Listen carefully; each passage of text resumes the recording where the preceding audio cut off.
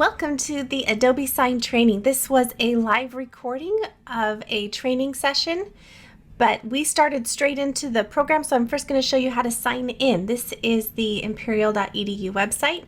So if you go to sso.imperial.edu, that will take us to the sign in page. It's your IVC email and then password. Click login. And then once you're logged in, it's the very first tile, Adobe Sign. When you click on it, if you happen to be like me and have a personal account and a professional account, you may see an extra step here, which is to select personal or company. So in this case, anytime it's for the college, you're going to select company, and it will jump you into the platform. Now the live recording starts with us sending a form through Adobe Sign. So to get to Adobe Sign from here, we click on Go to Adobe Sign. Then we were in the Send tab, and I'm going to now pass you on to our live recording. Enjoy! Just jump straight into it. So we had brought in a form, we clicked Add Files, added the PDF, and we talked about the importance of checking this box for the recording. Now let's go ahead, and up here, we need to put who this is going to. And notice we can add multiple people. So let's say I first want it to go to the student. Just going to put in a personal email address for me. And then I want it to come back to me because there's a part for counselor signature, let's say. I can click to add me. And by default, Adobe Sign is going to treat it sequential. As in, okay, this person signs first, then this person, and so on. You can also toggle this over to complete in any order, and everyone will get it at once, sign their piece, and send it in. It depends on the nature of the form. But most of our forms have a specific workflow where it goes to one person first and so on. We also can create recipient groups. So if there's a group of you that it should be going to all at once, like for example, EOPS department, we could build those groups out. Once you have the workflow built up here, then we can go ahead and click Next.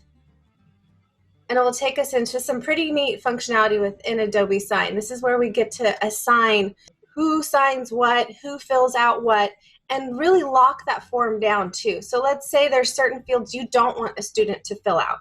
How many times have we given them a paper form and said, fill out here, this part's for your instructor, and then they fill out the instructor part. So here's where we can actually lock down where we don't want them to fill out and then make it to where they can only access particular fields. So by default, when it comes in, we'll see these corners are black, the little triangles in the corner. If we click on these fields and click on Edit, we can see who it's assigned to. So by default, anyone that gets this form will have access to populate this field. This is where we can change it though. And notice it automatically pulls in the names that I put were signers. Myself as a student, myself as a counselor. So I could say here, this is going to be the student. I could even make it required. It won't let them submit it with a signature until it's filled out, and so on. There's a lot of options here, but bottom line is who is going to fill it out that you want to, and is it required or not are two important ones. Tooltips are just, in case we say ID number, if we want to put that G00 to trigger that it is a G number, and so on. Then we can go ahead and click OK. And you do have to do that with each field. If there's forms you have that you're needing to get completed all the time, they could be saved as a template and you won't have to keep doing this part. You can do this part once and be done. But once you've gone through and assigned the fields to individual people, then when you're ready, you can send it.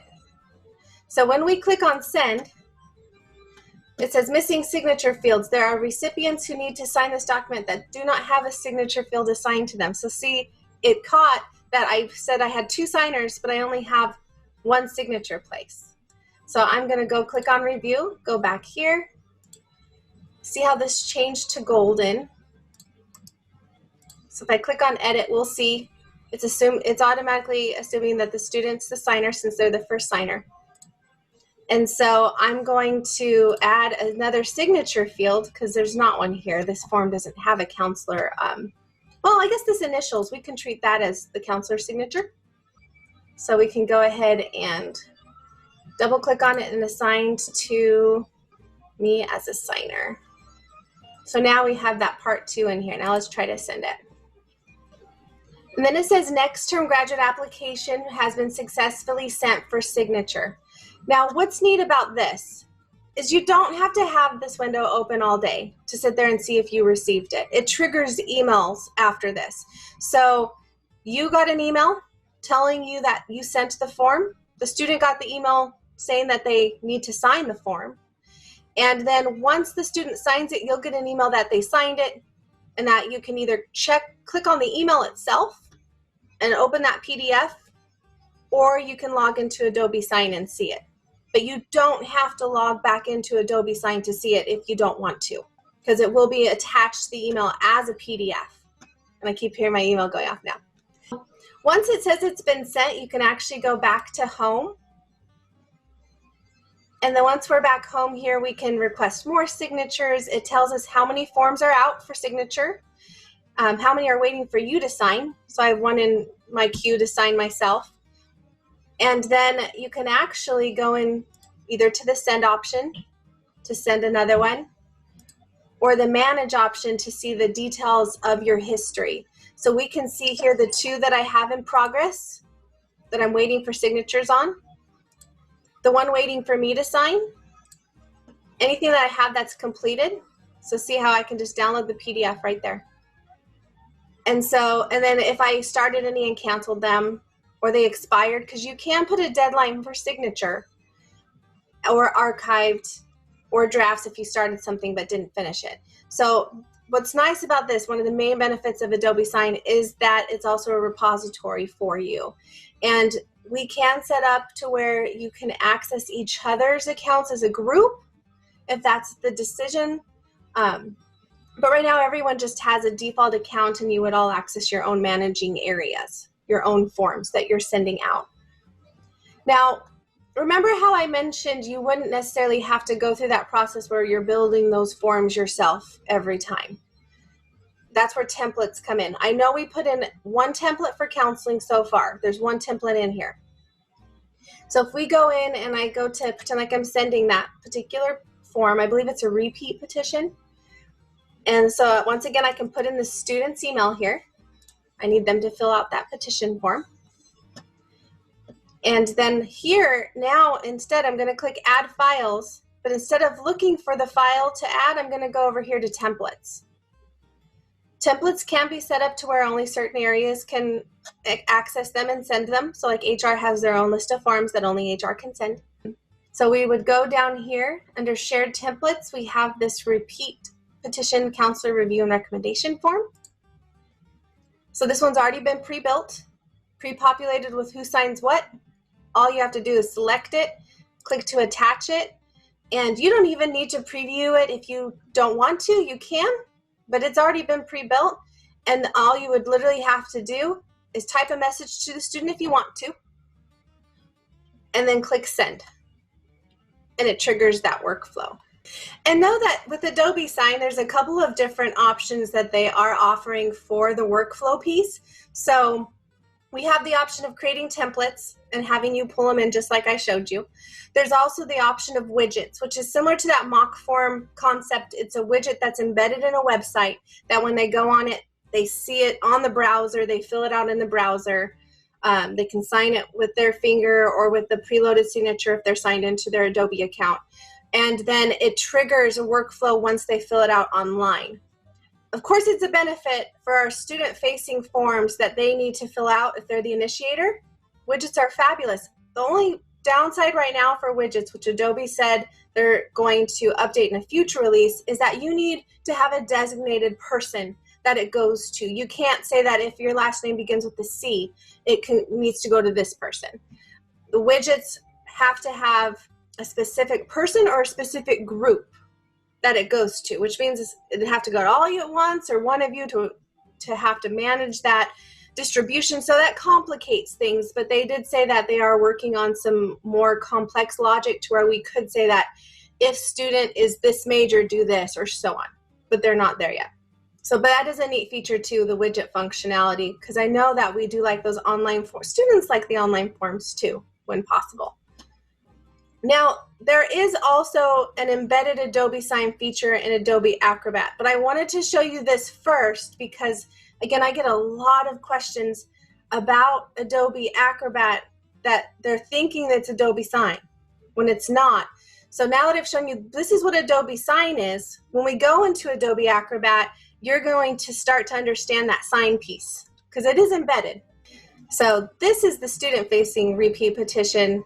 So let's say that you have this and you're wanting to send it out for signature. This is Adobe Acrobat DC, which we all have installed on our computers.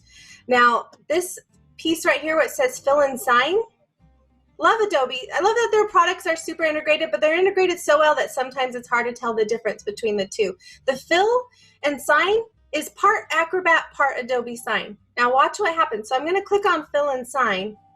And this does recognize that there are fields that have been identified to populate that were created by whoever made this form. So if I click OK, I can go and I can start filling out where I need to. And then down here in the signature piece, I can click here to sign myself. And it will have my preloaded signatures. Those that haven't done this, it's pretty neat. For the initials here, I can just hit this minus sign. And then that way it will let me add it again. So if you haven't done this, this is something you can do. It does make you sign in, of course, so obviously you don't want your signature just stuck to where anyone can access it. But you can actually draw it, or if you've drawn it, your actual signature or initials on a piece of paper, you can take a picture of it and upload it, and it looks really good. So I'm just gonna use the text for now. But watch this. So if I say I want to use my signature, see now here's my signature floating around here, and I can put where I want it, and then I can even resize it to fit. It looks realistic. And when you print it, you almost are like, is that ink or is that? So once you've dropped that signature in, I can actually save this and send it to you, and I've never left Acrobat. So that's not Adobe Sign. However, let's say that I want to send this off to request signatures in a more complex flow. If I click for set request signatures here, this is where we're going to start to see that Adobe Sign integration kick in. So once I click to request signatures, I can add the signers here, and you're going to notice this is going to look familiar. And then I can specify where to sign.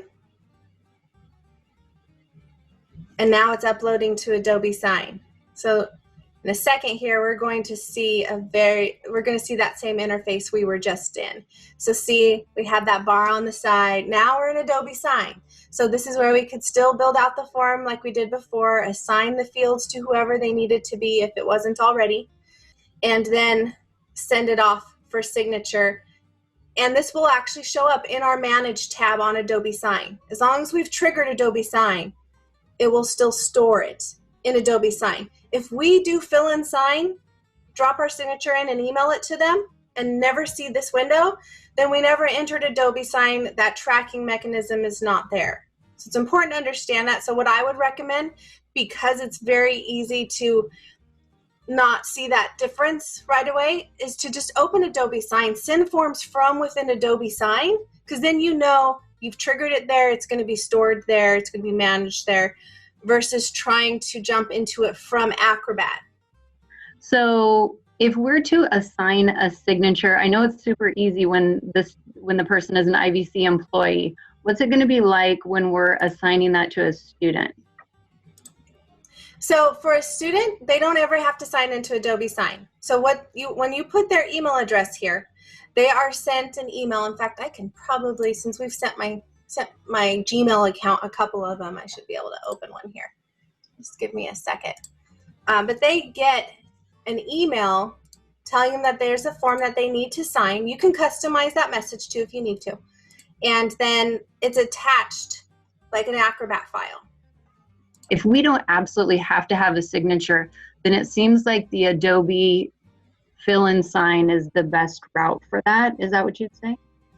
Again, it's how you're wanting to store it. So if you are fine with them emailing it back to you and you're scanning and indexing it, and you don't want to have that inventory in your Adobe Sign account, then fine. But if you like the idea of using that managed repository to have it track what's out, what's signed, what's pending, then that's one of the benefits of triggering it from in Adobe Sign. I know that makes sense. I appreciate you bringing it up, though, because it's an important question. For me, I'd want any counselor that was helping this student to be able to see that information. So thank you. Yeah, sure. And that's what's great about Adobe Sign groups, because then we can actually create those groups for access reasons. So you can see what forms are out, what forms need to be signed. You can work as a group versus each one of you managing your own forms for those populations that it works best for. Now, this is what the email would look like to the student. So it says here, and you do still see, yes, you see the screen here. So it says Melody Cronister requesting your signature on, then it's the name of the file, whatever that file name was. And then there's a blue button that says review and sign. I'm going to click it, but I'm already signed in as the other Melody. Yeah, see, so it knows that. Adobe is well known for their security on their forms, the reason why they're used by so many for signatures because of the authentication. So I'm going to go ahead and click on sign out because it's not going to let me sign it as somebody else when I'm signed in. Now let's see if it will let me in now. Yep. Okay. So see, notice as a student, I click on it, I'm taken directly to the form. I don't have to sign into Adobe Sign. I don't have to authenticate beyond the fact I got the email. It's in my personal email account that I had to use a password to get into. We can add additional security, but so far the forms we've built, we decided that was secure enough if they're accessing it from a password protected email address. Otherwise they do, I mean, we can get to the point where they have to put in certain personal information to validate they are who they are. But the more barriers that we make to get the form signed, the more we find they won't necessarily sign them. Yeah, I think we want it to be easy for them to use, right? Yeah. So here it tells you where to start, which is neat. So I can actually just start filling this out and populate where I need to populate. And this is also where, of course, if you put that they couldn't fill these out, they wouldn't be highlighted to fill out. They can only access the fields that you pre-populated for them to sign. And then where it says click here to sign, if they're on their mobile phone, it's pretty cool too. If you haven't checked it out already, watch the video because I actually even have my mobile phone out and I show what that looks like from a mobile phone experience. But they just click here and then they can type it and choose a font. They can draw it. They can upload an image of their signature, or they can put here mobile, put in their number. It will text them and have them sign using their finger and then send it directly back and attach it. So it's pretty impressive. I find that it works very well, especially I like it sending it to your phone because I'm definitely much better with my finger than I am with the mouse. And so then once they've signed it here, however they decide to sign it, the 4 options, it will put a date stamp underneath for you as well. And then when they're done, then they filled out all the required fields, then they can click here to sign at the bottom. Okay, suggested next steps. So verify your access. This is the first thing. So go to sso.imperial.edu, click on Adobe Sign, and try to send a form to your personal email, or just test it out. And let me know if you don't have that access show up. You all should be in there, but every once in a while I get someone saying I'm not in here. Can you please add me? And then we get you added. Then talk about your frequently used forms, to add them as templates so that you don't have to go through that painstaking process of building those fields out and then putting the appropriate people in to sign. You know, ideally you'd have the templates in so you can just grab them and quickly send them. So identifying which forms fit this best would be the next step. And then also develop a process of what to do with the form once you get it back. Are we scanning it and putting in an extender? Are we leaving it in Adobe Sign? Is that where it's going to live? And then what's that workflow look like as well? Like because we can get pretty creative here. So, I mean, this could be cross department. If you have forms that go to you first and then admissions and records, we could put A&R as that third signer. And then once student signs, counselor signs, A&R could be that third step. And then they get the form for signature, and then from there they take it on, and then that way we're not passing papers back and forth between departments. So understanding the workflow for each form as well, so we can build that workflow in to the form. And then cleaning up the forms and deciding which ones work best for web embedded. So student initiated forms that you want on the website, those once they're built, they're built. Yeah, here we go. So it would be a link. We would call the link whatever you wanted on the website. And once you click on the link, it actually opens up the Adobe form. Oh, okay, so this would be what a widget would look like. So we picked on the verification of enrollment form in A&R. It's awesome, of course, for students that, a lot of us are familiar with Adobe Acrobat. It's something we've seen. So to click on a link and see a form like this, notice all the required fields, fill it out, sign, and submit all within the browser, not ever having to download something. It's fabulous. It's great. Again, the challenge is it's hard-coded. So once they sign it, it will trigger step 2, and that step 2 has to be an email address, whether it's a group email address or a single email address that it all funnels to, and then it's distributed from there. So the way that your departments are currently set up, this might not work for you. Maybe if you have a Transfer Center form and it's just a link for Transfer Center and all of them go to Edgar, then that could be a possibility. But depending on who the student is, who their counselor is, we'd have to literally create a link for each counselor. Like if they need to do a repeat petition form and they want it to go to Saeed, they'd have to click on repeat petition /Saeed or some. So that piece is where Adobe's promising to create a better workaround on that one so that we can have that conditional logic to make more use of this. Because I like the idea of students being able to just fill out forms online and use signatures like this versus making everything mock form. But we would need to have a single point of contact for those forms to go to by form. Do you guys have any questions that you would like to ask? There's a good question in the chat, which is for a student to access this, does the student have to have Adobe themselves? Okay, so no, they don't have to have Adobe. They can so they're gonna live through this in one of 2 ways.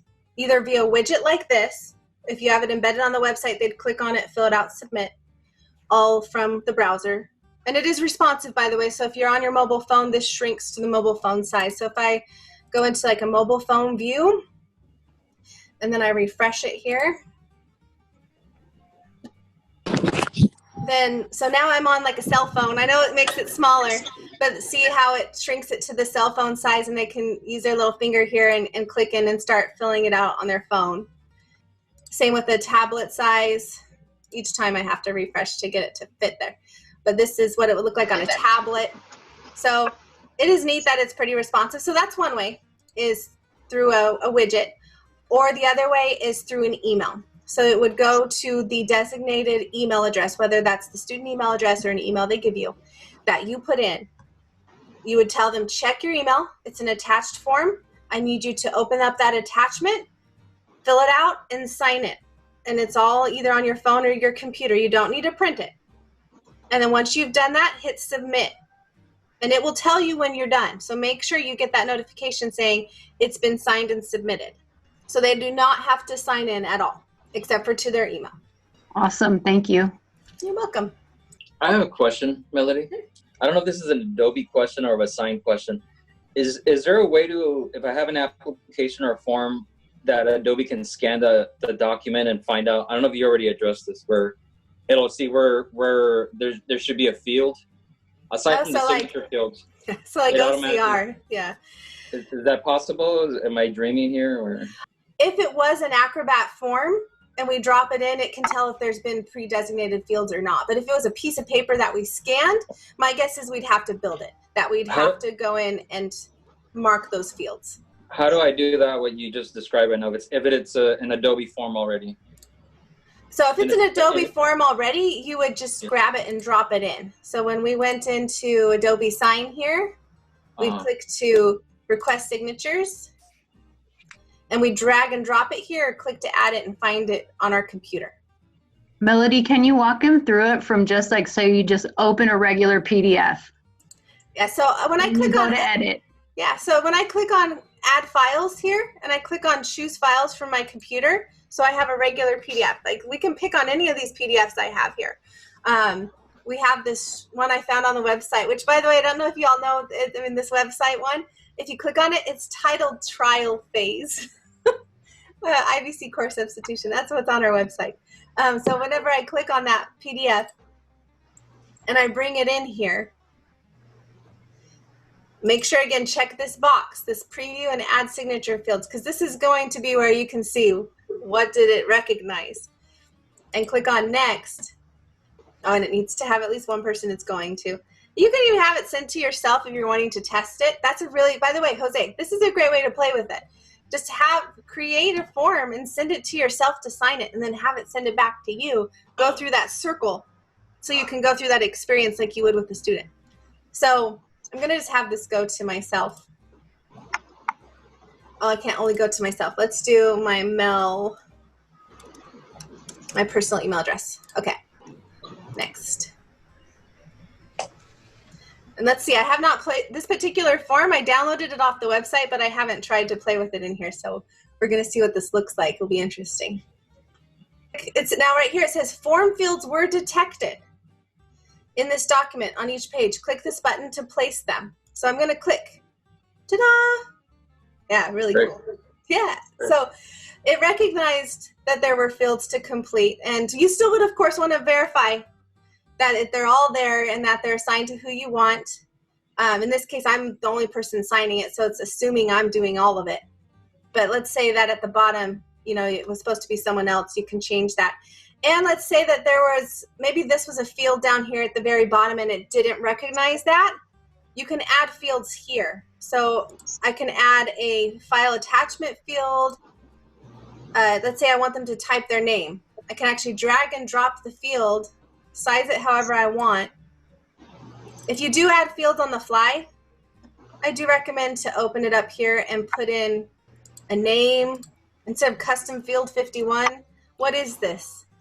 And then once you've created all the fields or validated it's the fields you want, if you know this is a field or form, let's say you spent an hour building it out.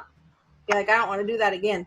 You can click to save it to template, and it will save that as a template so you can just use that and resend that going forward. It brought them all in. It's assuming which one's our signature. You double check, and if it looks right, then you can go ahead, save to template, and then click to send. Or let's say you're not ready to send it, you can click to save progress and come back to it later. And so I'm going to go ahead and click to send it. It will give me a chance to name it since I said to save it as a template in my inventory. So I would take out the trial phase part. And then I don't know if I want to also say with routing instructions 1, I'll probably just call it IVC course substitution petition. And then click to save and send. You can see I have all these completed forms in my inventory already. And then it will tell me that it's been sent and that it's been saved to my document library. So now if I want to go send another form to a different student, if we pick on a different email address I have, then now when I click on add files, here under templates, course substitution petition, right? Yeah. So see here it is on the top. Yeah, here's the date today. And then click attach and see now, I still want to preview it just to show you.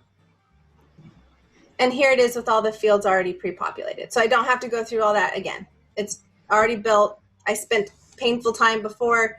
Now it's just ready to send, and I can send it to multiple students at once. Good to go. Adobe Sign has integration in Teams as well. For those that are using Microsoft Teams, you can actually send Adobe Sign form from within Teams. So a lot of potential. So yes, absolutely. Sit with your area, determine, I'd pick at least one form to start with, and then start trying it out, start using it, and then we can grow that inventory from there. Once you're in Manage, you can actually go up here where it says search for agreements or users. So you can search for a particular agreement if you're wanting to see all the repeat petitions that are in the workflow, or a particular student. And then on here, on the left, right now I have it for waiting for you. So I want to switch to all. And this will give me all forms with this email address. So then I can see the various forms that I've played with and what the status is of each of those forms. There was a suggestion that we should have them all in Extender. Makes sense, absolutely. What's nice here, of course, is these PDFs. You can click on any of them and download them. And then from that point, it would be a PDF that you can then just drag and drop into Extender. So you can download a bunch and do 10 a day or whatever your workflow you want it to be. You can just drop those into Extender and index them like you're used to at this point. Instead of scanning the paper, though, you could just do it all from a computer. So that's the benefit there. And then that's it. That's all the questions I have. So you guys all have a great weekend, and I'll catch you later.